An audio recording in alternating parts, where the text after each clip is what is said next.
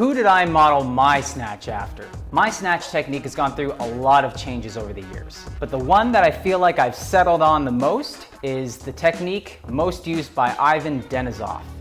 If you watch Ivan Denisov's technique, you'll notice that he has a very rocking-like side-to-side snatch technique. His weight shifts from his left foot to his right foot and back. The trajectory of the bell is quite diagonal relative to his body position, and it really seems like the kettlebell finds high fixation with relative ease. It honestly looks like it just floats up there by itself.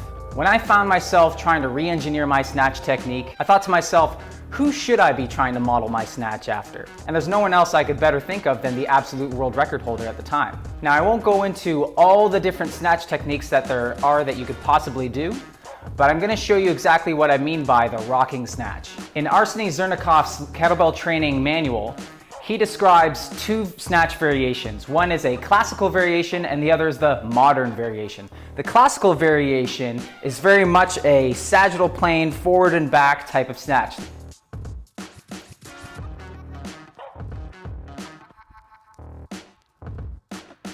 Whereas the modern version is more diagonal and incorporates a weight shift from one foot to the other.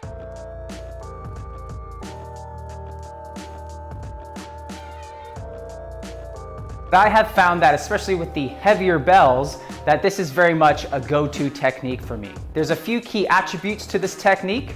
Firstly, the path of the bell is more diagonal. Secondly, your weight is shifting from one foot to the other. So there's very much a side-to-side motion happening that is really what's facilitating that diagonal bell trajectory. And then the other thing that I'll say about this technique that's particular to Ivan Denisov is you're gonna notice that he has very little backswing. It's very short. And this is probably the key element that I really worked on to try to emulate his particular style of the modern snatch.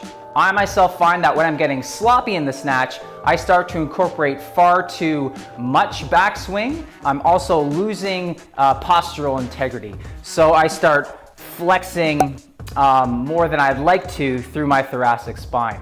I notice this when I'm tired. I notice this when I'm not able to maintain really clear focus. One last thing that I'll note particular to me is that my hamstrings aren't particularly flexible. So I find that when I go deep into that backswing, it actually ends up making my back just feel tired more because it's fighting with my hamstrings for mobility.